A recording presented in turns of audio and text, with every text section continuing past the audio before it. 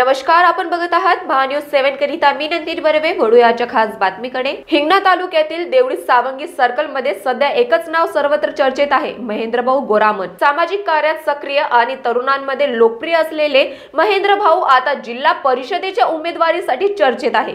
ST प्रवर्गातील महेंद्रभाऊंनी graduation पर्यंत शिक्षण घेतले असून पायाभूत सुविधा, शिक्षण, रस्ते आणि युवक रोजगार या विषयांवर त्यांनी सातत्याने काम केले आहे।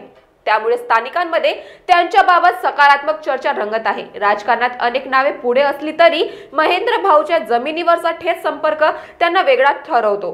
त्यांच्या अधिकृत उमेदवारीकडे सर्वांचे लक्ष लागले आहे। घातलेल्या स्थानिक स्वराज्य संस्थेच्या निवडणुका आहे, जिल्हा परिषद असो की पंचायत समिती असो, याबद्दल काही चर्चा घडली इथे।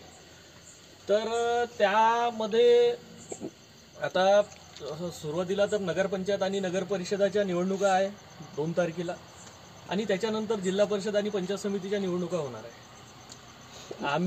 माझं गाव पर्सनली नवडसे गाव कानोलीबारा जिल्हा परिषद अंतर्गत येत आहे, पण तसं पाहता मी पठारावरचा आहो, माझं गावच पठारामध्ये येते, पण माझं गाव हे कानोलीबारा जिल्हा परिषदमध्ये समाविष्ट करण्यात आलं। पठारावर काय चर्चा आहे साहेब तुमचीवाली? काय कोणाला तिकीट भेटावं? महेंद्र गोरामनचं नाव चर्चेत दिसत आहे, याच्यावर पठारावरची माग आहे का महेंद्र गोरामनला तिकीट भेटावी बीजेपी कडून? तर काय तुमचं म्हणणं आहे याच्यावर? हो, महेंद्रभाऊ गोरामन हे फार काळापासून एका पक्षासाठी नाही म्हणणार मी, पण एक समाजसेवक म्हणून ते नेहमीच सदैव तत्पर होते, राहिले आणि आहे। पण ते सरपंच पद पण भूषवलं आहे त्यांनी, उपसरपंच पद पण भूषवलं आहे। सध्याच्या चालू स्थितीमध्ये त्यांच्या पत्नी आमच्या वहिनी विद्याताई गोरामन ह्या चालू सरपंच पण आहे, आणि त्यांचं जे काम आहे वास्तविक पाहता पूर्ण पठार क्षेत्रात आणि हिंगणा तालुक्यामध्ये विशेषतः आदिवासी समाजासाठी एसटी कॅटेगरीतून जे लोक येत असतात, पट्टे वाटपाचे कार्यक्रम असो किंवा आदिवासी समाजासाठी जे काही उपक्रम राबवले जातात शासनाकडून, त्यांचा लाभ हा प्रत्येक आदिवासीपर्यंत पोहोचवण्याचं काम आजपर्यंत त्यांनी केलं, आणि माझे त्यांच्यासोबत पहिलेपासून माझ्या मोठ्या भावासारखे आहे आणि आहेच।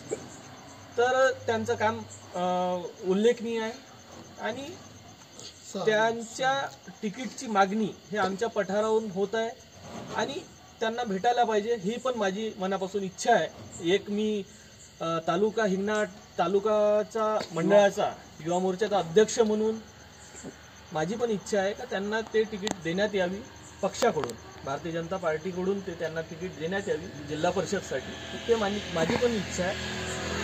पण आणि समोरचा निर्णय हा पक्षश्रेष्ठीचा आहे। पक्षश्रेष्ठी ज्यांना तिकीट देईल त्यांचं काम आम्हा कार्यकर्त्यांना निष्ठेने करणे आहे। श्रीकांत भाऊचं असं म्हणणं आहे की बा महेंद्रभाऊ गोरामनचं पठारावर खूप चांगलं काम वर्क चालू आहे बा म्हणून, आणि त्याच्याबद्दल महेंद्र गोरामनला तिकीट भेटावी यासाठी सगळ्याच्या नजरा लागल्या आहे ह्या हिंगणा तालुक्यामध्ये सगळ्यांच्या। हिंगणावरून सागर पडोळे यांची रिपोर्ट।